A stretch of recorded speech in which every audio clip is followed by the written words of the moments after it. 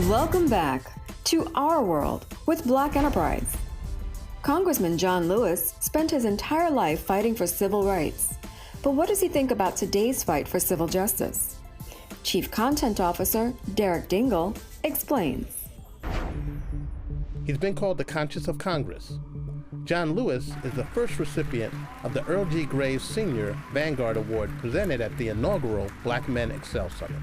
When we see something that is not right, not fair, not just, we have a moral obligation to speak up and to speak out.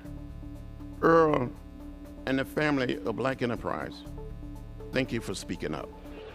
As an icon of the civil rights movement, dating as far back as the 1963 March on Washington, we do not want our freedom gradually, but we want to be free now.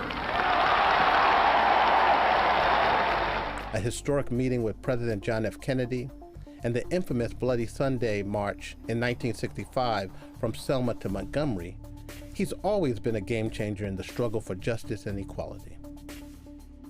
I had a chance to talk to Congressman Lewis about why it's important for young people to get involved.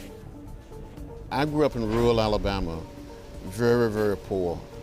My father was a sharecropper, a tenant farmer. And when we would visit the little town of Troy, visit Montgomery, visit Tuskegee, I saw those signs that said white men, white women, white waiting, colored waiting.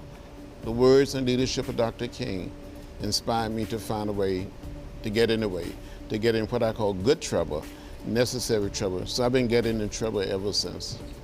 But I tell you, in spite of all of the progress that we've made, the scars and stains of racism are still deeply embedded in American society. The forces are rising up, neo-Nazis, white nationalists, KKK. What can be done to beat back that type of activity?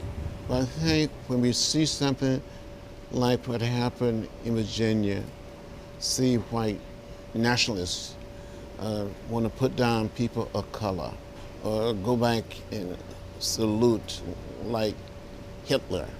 We have to do something. We must educate all of our young people. And it doesn't matter whether they're black or white, Latino, Asian American, or Native American. And I think it will be the young people will get us there. They will lead us through the 21st century. We're also seeing this real activism, this groundswell of activism that's growing. Do you see that groundswell translating into politics and us seeing a new generation of leaders? I do see this happening, and I think we're going to see more young people, especially more young women, organizing, mobilizing, running for office at the local level, the state level, and the federal level. What will it take to galvanize people to vote? We got to convince people that the vote is precious, that it's almost sacred, that it is the most powerful, non-violent instrument or tool we have in a democratic society, and we got to use it. If we don't use it, we're going to lose it. Being with Black Enterprise, I think it's important to find out from your perspective, what can black business do to drive this equation? Well, one thing a large number of minority business people did when the movie Selma came out, they raised money to make tickets available for young people, for students. And young people learn from that. And by supporting an organization like the NAACP Legal Defense Fund or the NAACP, it is so important. It is a must.